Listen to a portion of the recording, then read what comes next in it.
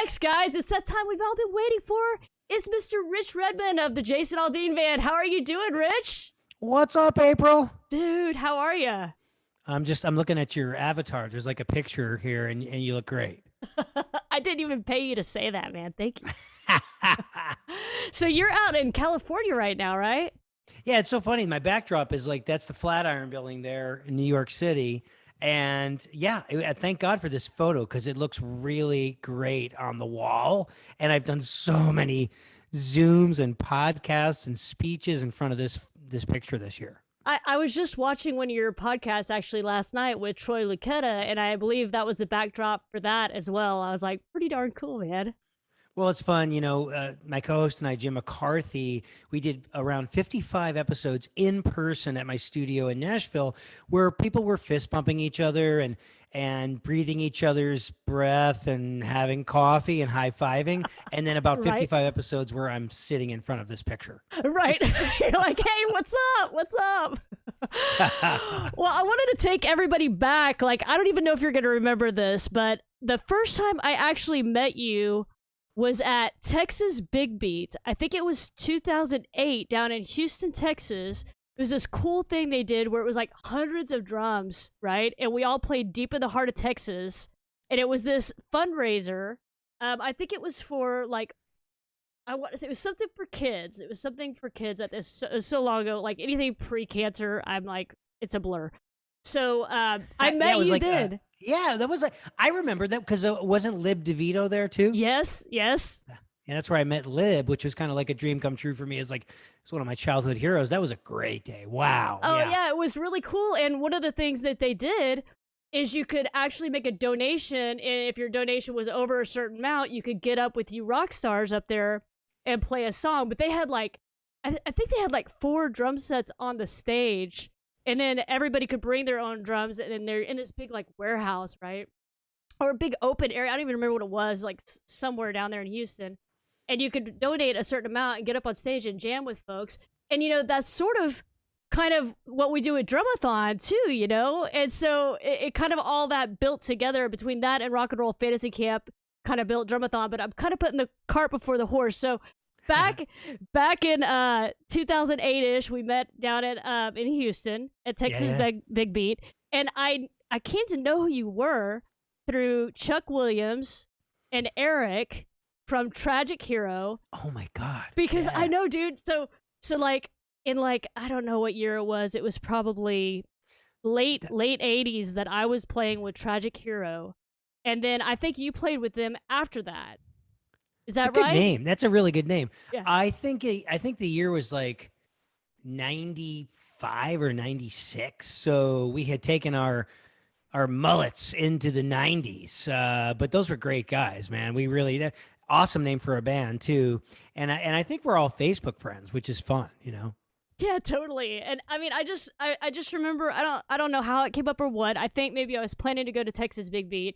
And either Chuck or Eric like reached out to me and they were like, "Oh, you should go say hi to Rich." I was like, "What?" And they're like, "Yeah, he played drums in the band after you." I was like, "Wow." So for those people watching, Rich grew up here in the Dallas-Fort Worth area, and then you went on to UNT, right? Yep. And then you went to Texas Tech, right? Well, actually, yeah, the exact chronology is a little strange. I'm a Connecticut kid. I grew up in Milford, Connecticut. Got some drum lessons up there. And my dad got a job in 1981 in El Paso, Texas. So we moved to El Paso, Texas, and that's where I rejoined the 5th grade band and really got that spark, that love affair with the drums again, because the Police came out with their record in 1983. It was Synchronicity. And I was like, that's what I'm doing, man. And then I went to Texas Tech, got my undergraduate degree, studied with Alan Shin, did my student teaching at Lubbock High School, where Buddy Holly went to school, where Natalie Maines from the Dixie Chicks went to school. And then I went to North Texas State and got my master's degree while I was kind of like playing around Dallas. And like everyone, you move into Dallas, you kind of cut your teeth and you either stay there and you rock that, because it's such a great music scene, such a diverse range of music, everything from like smooth jazz to big band to original music. There's Latin orchestras, top 40 band. It was a really healthy scene. And then I moved to Nashville in 97. Wow. Yeah. Great. That's a lot of history, man. I had no idea that you actually didn't like grow up in Texas that whole time. El Paso, Dallas, UNT, Lubbock, you're all over the place in the Texas area. So, whenever you first got into drumming, like what was it that inspired you to do that?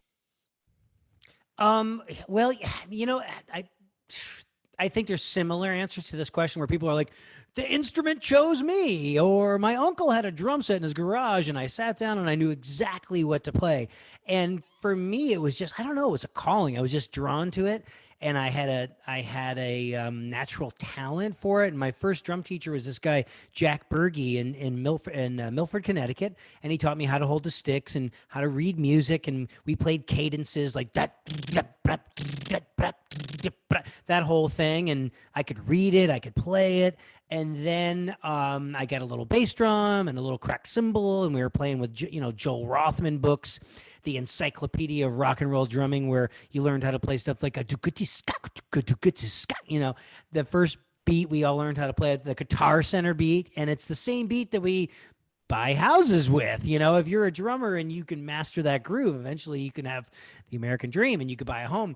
And so that first beat is what I'm still playing to this day. But no, I fell in love with it. And then when I hit my teens and MTV hit, and I was in the 7th and 8th grade, and the Police came out with Synchronicity and Van Halen came out with 1984, I was like, this is what I am going to do with my life. So I just took all the steps necessary, just kept connecting the dots, shaking hands, taking lessons, playing in as many bands as I could, and just trying to put it all together. And yeah, somehow it all worked. I shook the right hands along the way. Right. That's awesome, man. Yeah, I think that's the thing about drummers is, we like to do a lot of things at once, right? So you're like, when you're playing your instrument, you've got all your limbs going at once. But in addition to that, you don't just play drums. It's like you find yourself doing marketing or speaking engagements or drum lessons or, like you said, playing in a lot of bands. And so I think a lot of drummers are that way. And that was one of the things, I don't think I've ever told you this. I think I told Mark one time. But years ago, probably about 7 years ago, I saw what you and Mark were doing out on the scene, Mark Schulman, drummer for Pink. And I was like, man, you guys are like my mentors. Like, I look at y'all and I'm just like, that's what I want to be doing. I want to have my drums be a part of these other things in my life, like Breast Cancer Can Stick It. And so, and then that positive energy that you guys both carry with you too. So it's not just one thing. You're not just doing one thing. You're kind of this rounded guy that does many things. And, I want to get into all the millions of things you do too. I also want to point out that Stuart Copeland, good choice for a drummer to kind of get behind. That guy is the bomb. I'm with you. When that album came out, I was all over that as well. Also, Carmine Appice, who you've had at your events, he had that book Realistic Rock, and it's one of the greatest selling drum instruction books of all time. And Carmine was like the first cool hip guy to put out a drum book, because all the guys before that were these guys in like tuxedos or their shirt collars were buttoned all the way up and their hair was parted to the side. And he was a real hero to me. And because of you, I was able to MC one of your events, and I got to introduce on drums Carmine Appice. Yes, I mean, it was awesome. Really fun. But you have such an incredible story, and you know how to survive and you know how to thrive, and so you have all the makings of a top call international motivational speaker and author. All these things are ahead of you because you walk the walk and you talk the talk, and your story is powerful and it can impact a lot of people. So I don't see you, being shy in front of an audience. Some people's, biggest fear in life is public speaking, but I don't feel like that's the case for you. So you should really go after those things. Well, thank you so much for that. I mean, it means a lot to me, seriously, because like I said, Rich, you and Mark have been just heroes to me in that regard, and I really admire what you guys do. And I have a book that I've been writing for 10 years, and it's been done, and I just, I need to just take that big leap and go for it. But that in doing speaking engagements, I've been doing some of those. Of course, not during the COVID times, although I did do a couple of Zoom speaking engagements. It wasn't too bad. But I love that ability to tie drums into that and just have that whole kind of experience. So it's just a really cool thing. I want to go back to, you were talking about fifth grade and drums and all that. I don't want to forget to ask you this. So you took like percussion in school and you were like all over that from the beginning, right? So like the first moment that you could play drums in school, you were in it, right? Yeah, the fifth grade is when you get to usually pick an instrument. You're like, I want to play the drums, and they're like, no, you're playing trumpet. Or the big heavy set guy with all the muscles. They're like, he's like, I want to play drums, and you're like, no, you're playing tuba. But Right. I wasn't gonna play anything else, man. It was just a calling, and I got that blue sparkle snare drum, and I put it to use. And you join the band, and next thing you know, you're learning how to properly crash cymbals, and you learn how to get a good tone on your instrument, and then you learn French timpani grip, and you learn how to tune the timpani and how to do a roll on the tambourine and get a great sound on the concert bass. All this stuff has really come into play for me because it affects, your technique and your tone and the sound you get on your instrument, and just have an open-mindedness. Like, somebody like, say, like a Frank Zappa, who was a rocker but was classically trained. You're not going to play in Frank's band unless you could read, bop, boom. The Black Page is, I played that for my junior recital in college. So all that stuff really paid off, even though I fancy myself a rock and roll drummer. Yes, you are, man. You totally are, yeah. This stuff pays off. I think it's nice to have this stuff in your bag of tricks. Absolutely. And so when you got into band in school, did you actually do like marching band? Yeah, well, in the fifth grade, you do concert band, and then same with the seventh and eighth grade. And then when I hit high school, right. J.M. Hanks High School in El Paso, Texas, we had a 400-piece marching band. Everything in Texas is big. Like the flies are big, so the fly swatter is big. And, right. It's like, we dare you to eat this steak. We'll give you this right. shirt. Everything is big in Texas. So it was this larger-than-life marching band, and I would be up at like 4:45 in the morning doing my paradiddles and would ride my bike to school. And the next thing you know, 5:20 in the morning, the sun hasn't even come up, and there's 10 guys with snare drums strapped to their, chests. It was just it was a great thing. It really was. Wow. Yeah, I talk about it a lot on the show that I never took drums in school, and I was actually the one that did the trumpet. So they were like, no, play trumpet. So Greg Bissonette did that. I played trumpet, then I played French horn, and I tell everybody this all the time, and it's so stupid, but for some reason, when they wanted me to play percussion in school, I did not think that was cool. I don't know why, but I thought trumpet was. Don't ask me. But I did all like the talent shows and played like Def Leppard, like a Photograph and the talent shows and everything like that. Drum set to me was where it was, and that's where I always started out. And I always kind of regret that I didn't take it up in school, because I really have an admiration for those that have that, like you said, other kind of a skill set, because it's a totally different view of drums when you have that kind of background. So I think that's really cool that you have all that. And now, you not only are you playing in the Jason Aldean band, but you have all these other things going on. You've got your crash for success, the whole thing there. You've got your drummers weekend that you've done. You've got your podcast. You've got acting. Tell us a little bit about Crash. Sure. So, well, thank you so much. Yeah, I mean, the goal was always to play the drum set. I mean, that's the thing. Out of the entire percussion family of instruments, if you can play a drum set, you're always going to work, because the 70s disco tribute band needs a drummer. The band that plays bat mitzvahs and weddings needs a drummer. The person that does off-Broadway touring, everybody needs a good drummer, and a good drummer will make or break the band. So, I always knew that was the thing I was going to do. But as far as Crash, I have a teacher's heart. I've always taught, going back as far as like 1989, the summers in between college, I would come back to El Paso, Texas, and I taught at Bob Farley Music in El Paso, Texas, and I taught kids how to hold their drumsticks and do a 5-stroke roll, and the difference between accents and unaccents, and how to read the Ted Reed syncopation book.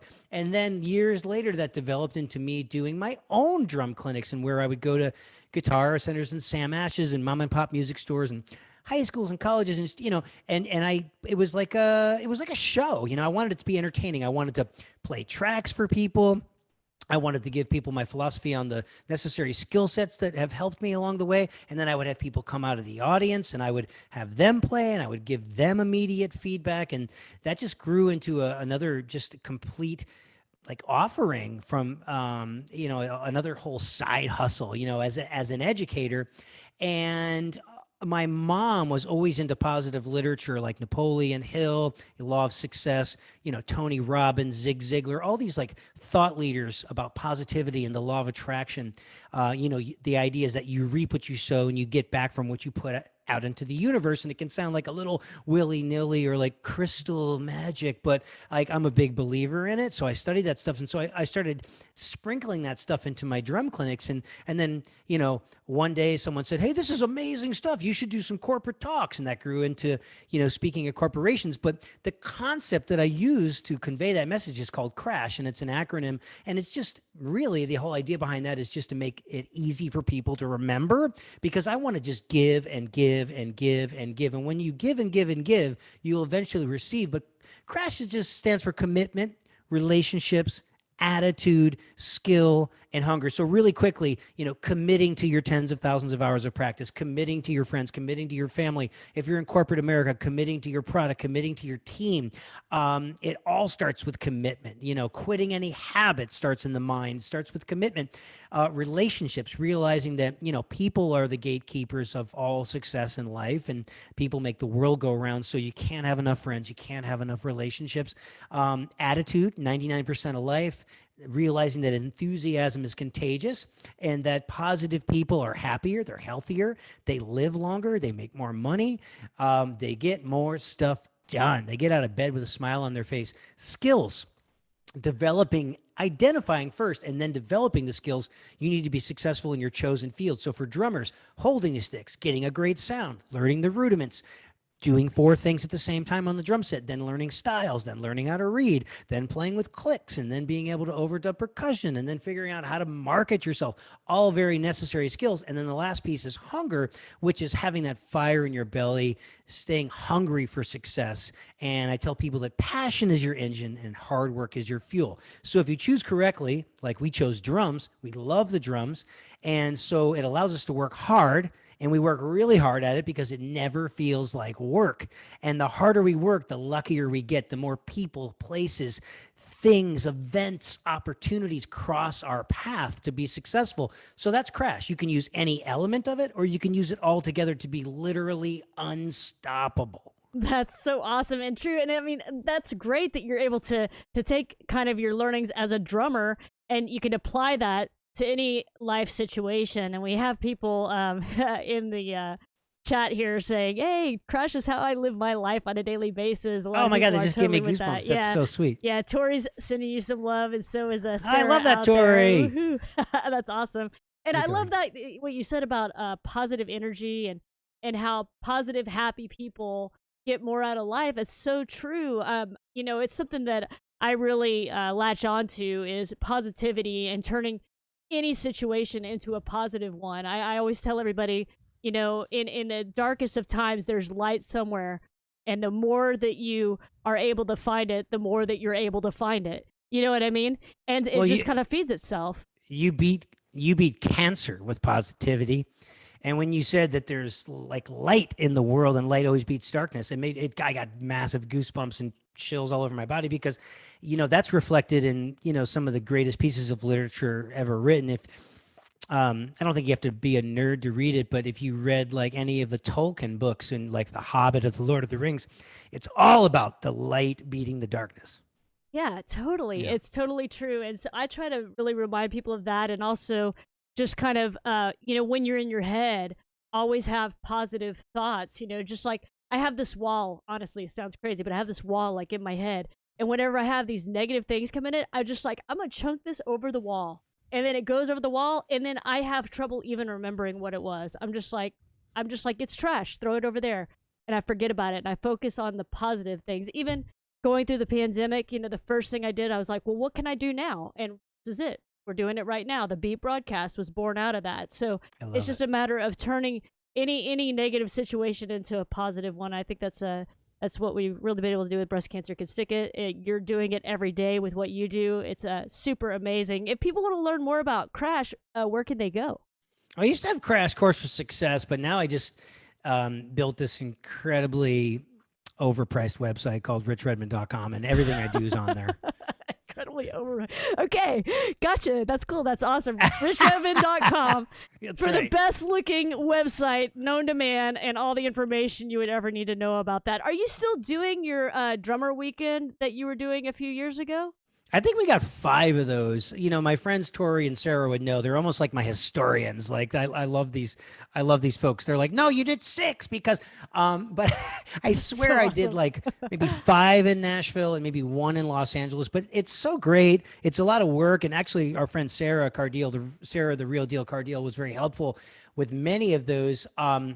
It's just you know, putting it together. There's so many things that have to come together. The vendors, the venues, the students, the teachers, the companies, the door prizes. And then, you know, and when we used to do it way back in the day, it was just such a white glove experience for the kids because I really wanted to treat them like rock stars, where they rode around in limos and they had 5-star meals, and they got to have, literally, they got to break bread with like the Nate Mortons and the Kenny Aronoffs and the Mark Schulmans and the Thomas Langs and the Ray Luziers of the world. And so that sometimes just hanging out with those guys and seeing if like they eat bread or not, or what their portion control is like even more informative than sitting down and doing paradiddles with them. And maybe, you know, but I would love to do that again, but we're gonna learn so much in the next couple of years about what happens after this crazy thing. And, you know, if you watch some news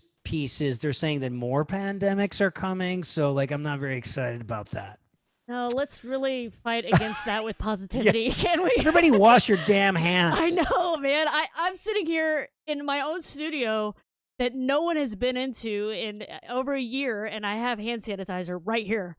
Because it's ready. Habitual. I mean, I have the driest skin right now. I know. And it's like, well, this is only 75% alcohol hand sanitizer. Do you sell 99%? I want that.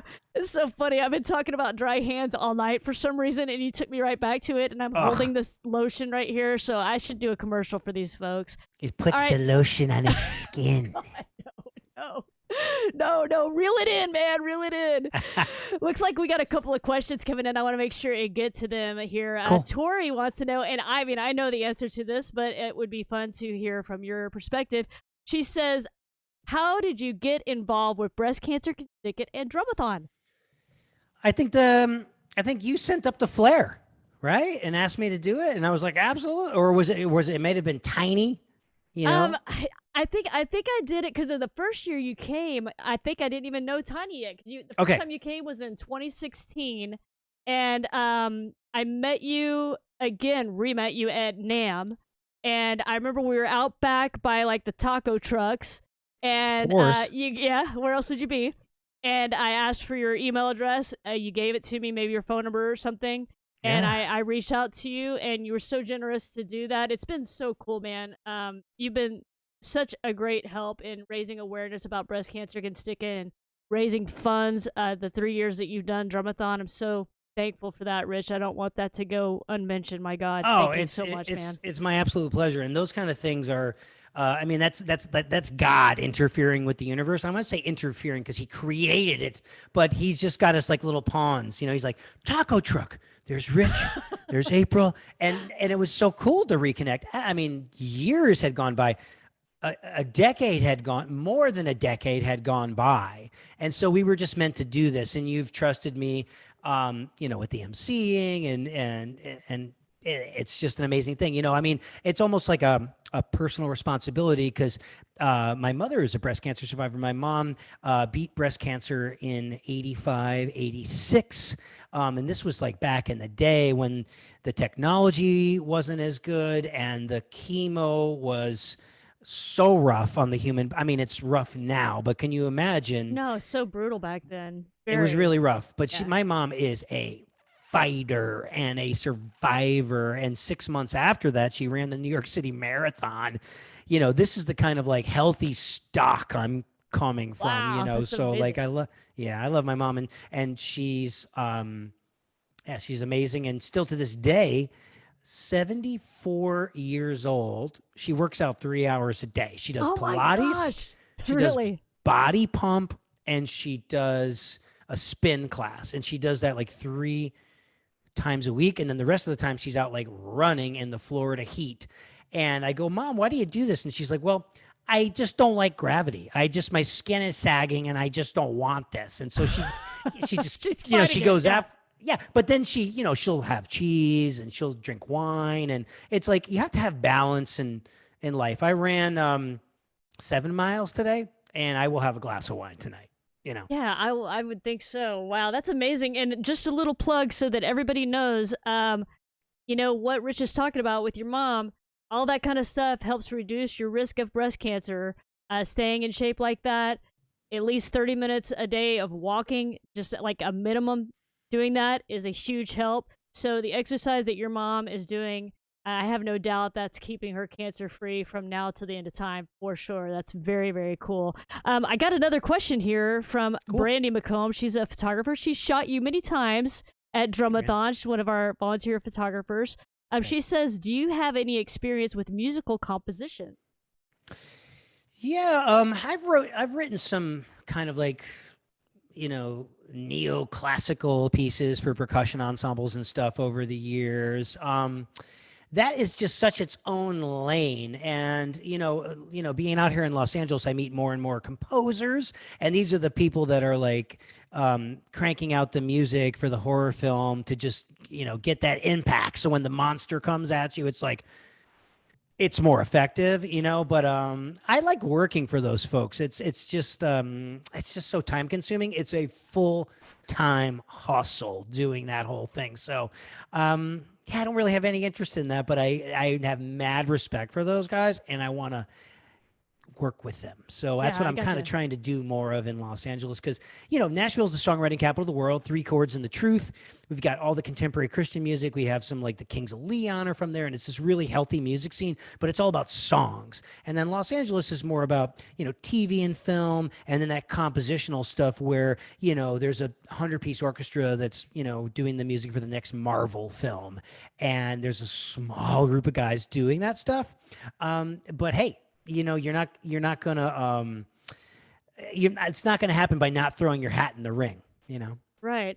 It's cool that you talk about wanting to play with those guys or play for those guys, those folks that do those compositions. I was thinking, do you find it more challenging to, like, somebody says, hey, here's this piece that I wrote. I want you to come up with something all your own. Or do you prefer them to be like, hey, here's what I need you to play? Which do you find more challenging? Which do you like more and why? Yeah. Well, like I said, in New York and LA, for like things like cruise ships, jingles, film scores, some of the TV show stuff, you will literally see everything written out. Hi-hat patterns, kick drum patterns, when to open and close the hi-hat, where the crashes are supposed to be, like, melodic tom fills, all that kind of stuff. So I'm glad that stuff kind of always stays with you. It can have a tendency to get a little rusty, but usually it's somewhere in the middle. Like stuff that I'll do at my Crash recording studio in Nashville. A recording artist will send me, say, like a demo. Now, the demo could be anything from just a click track, a very scratchy vocal, and a acoustic guitar track, and they'll say, go for this, go for that. You play your drums, use your instinct, and I'll build the entire track around you.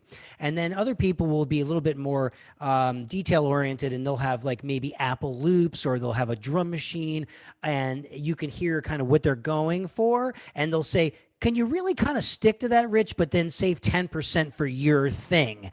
And so that's really kind of fun, like having like a really 90% idea of what they want.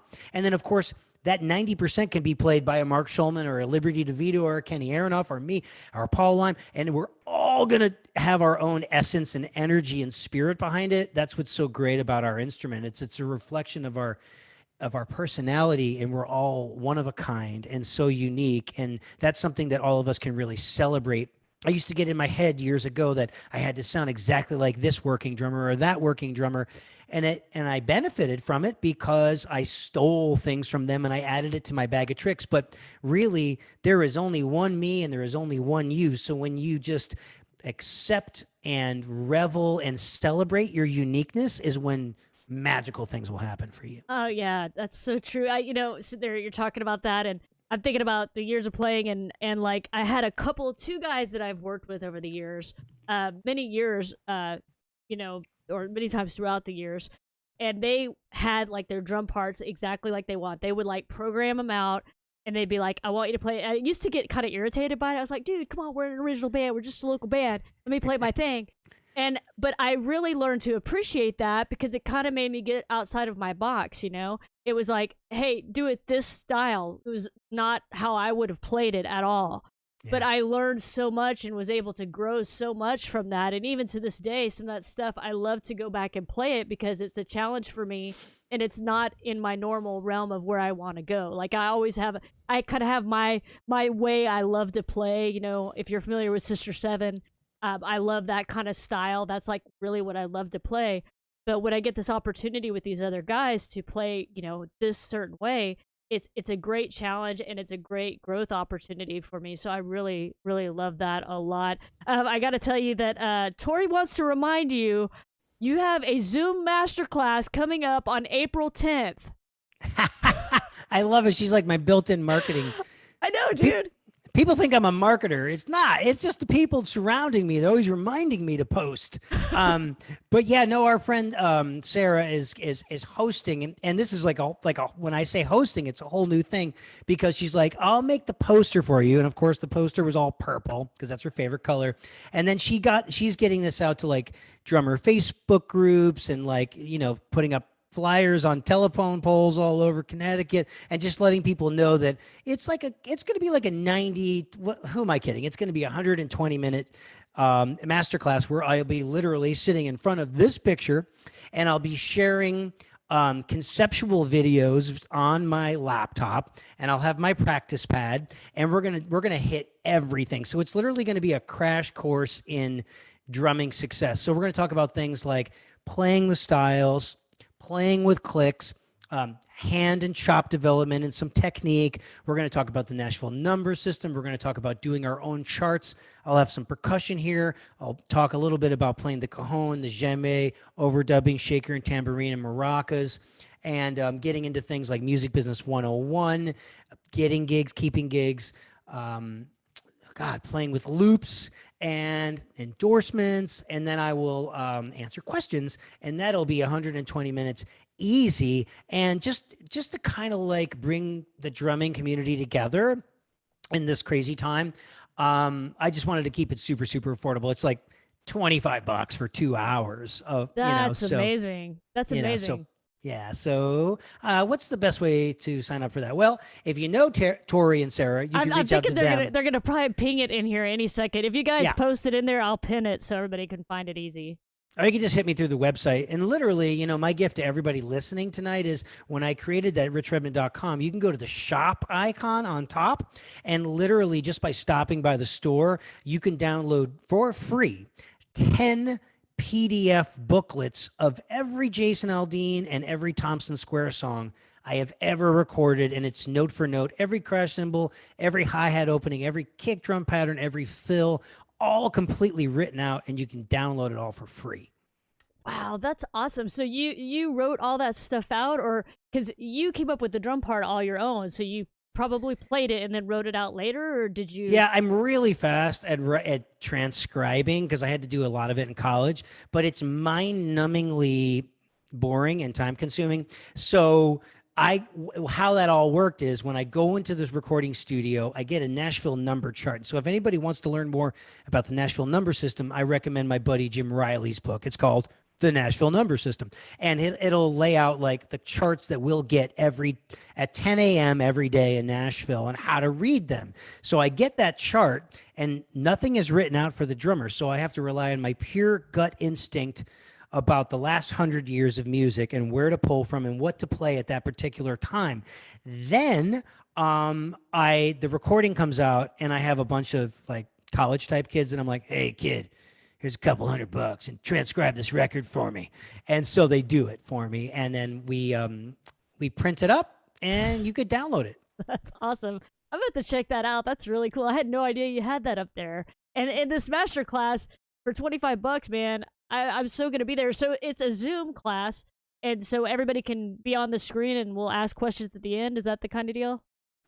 Yeah. I mean, you might be able to ask, I mean, I would say everybody can ask questions for each topic that I'm talking about. I guess the best way to do it, you're making me think about this, is you click that little hand raise icon, you know what I mean? Yep. And that'll probably be I'll probably have everybody kind of muted, because if anybody's like drinking anything or rustling papers, it's like complete cacophony. So I'll probably have everybody muted. And then if at the end of me covering that particular subject, they can raise their hands. But my goal will be to like cover probably like 20 different subjects in 2 hours. That's going to be so killer, man. I've got to make sure and make note of that and be there. Come on for by. that. You don't we'll make sure that you you don't need to pay. Just, dude, I'll do Sarah, whatever. send the link. Yes, Sarah, send me the link, girl. Come on.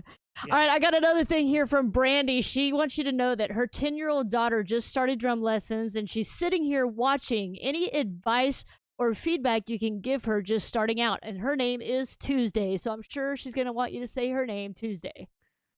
Tuesday, what is up? Was there a birthday? Is that what you said? No, she's 10 years old right now, and she's just watching right now. She's starting to play drums. Okay. What's up, Tuesday? The best thing you can do is get a qualified drum instructor. Otherwise, anytime that you spend kind of working on the instrument, you could be developing some like really bad habits. Now, you ask somebody like as successful as say like a Dave Grohl, who's completely self-taught, and he's amazing. He's an outlier, right? I mean, it's like, so try to get some instruction where you can get some good habits going, but at the same time, 10, a little young. You might not be ready for that discipline. So maybe the thing to do is to, get the practice pad out so your mom doesn't go crazy, and just start trying to get a nice consistent sound, right, left, right, left, right, left. And there's a book called Stick Control by George Lawrence Stone, and he'll get into left, right, and then right, left, and then left, right. And so whatever you do on the right side of your body, you can do on the left side of your body. And then the next thing you could do is maybe pick up my book, Fundamentals of Drumming for Kids. And then you learn how to read music and play money beats on the drums.